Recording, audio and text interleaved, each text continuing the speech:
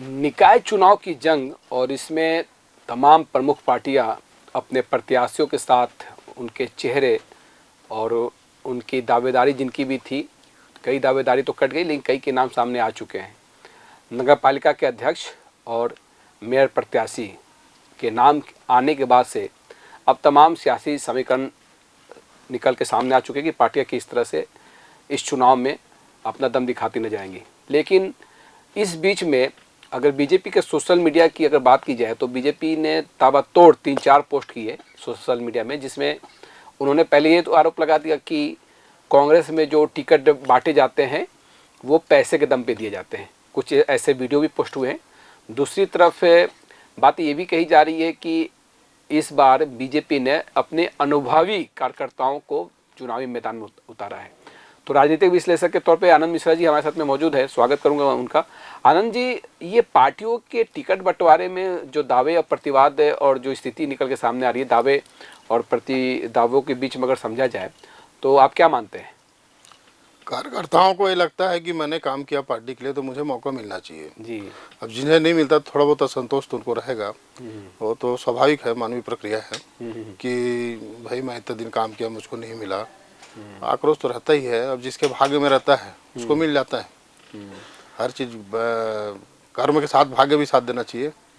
और पार्टी तो ध्यान देते ही है कौन सा कार्यकर्ता कितना मजबूत है, क्या काम कर सके, किस फील्ड में आगे बढ़ सकता है, उसको बढ़ाती है उस हिसाब से। मतलब माना ये जाए कि जो जिनके ऊपर जिम्मेदारी होती है टिकट बंटवारे को लेकर, उन वो तमाम पहलुओं को देखते हैं, समझते हैं, उसके बाद में टिकट बांटे जाते हैं।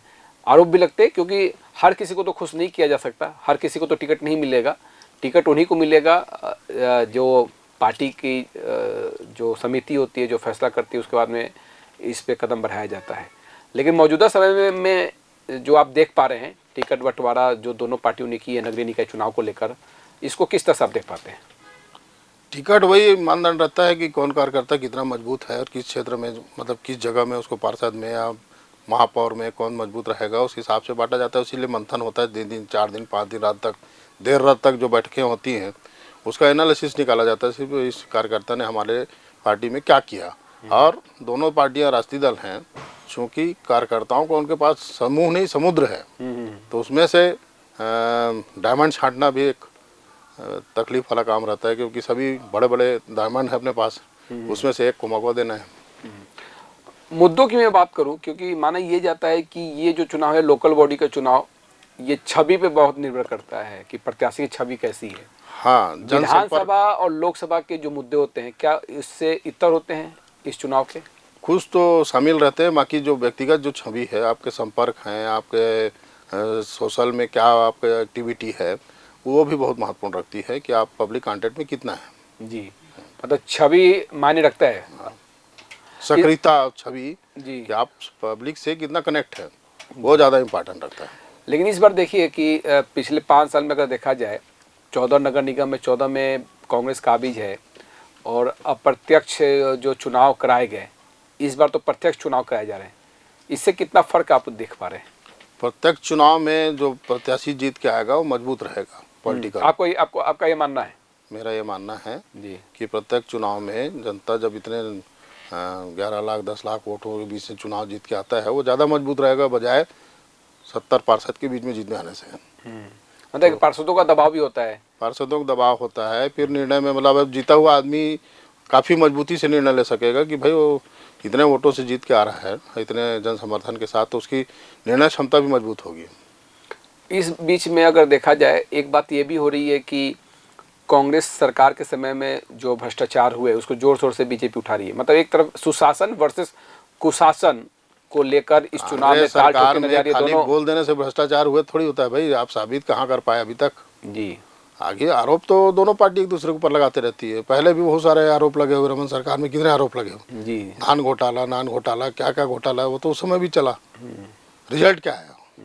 मतलब पब्लिक ये समझती है कि वस्तु स्थिति क्या है। हाँ, लेकिन तो राजनीतिक स्टंट है। पीएससी स्कैम हो गया, उसमें भी जांच चल ही रही है, क्योंकि युवाओं के साथ में जो धोखाधड़ी हुई है वो तो सबके सामने है।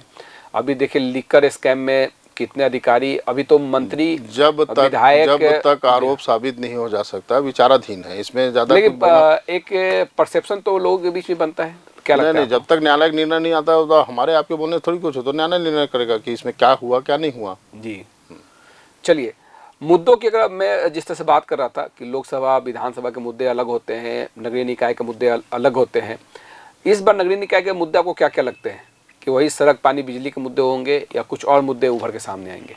मूल रूप से तो वही है जी भाई, आदमी को सड़क बिजली पानी जन सुविधा मिलती रहे, बाकी आम पब्लिक और नेता से कोई मतलब नहीं होता, वो जन सुविधाएं उसको मिलती रहे तो उधर ध्यान भी नहीं देता है वो।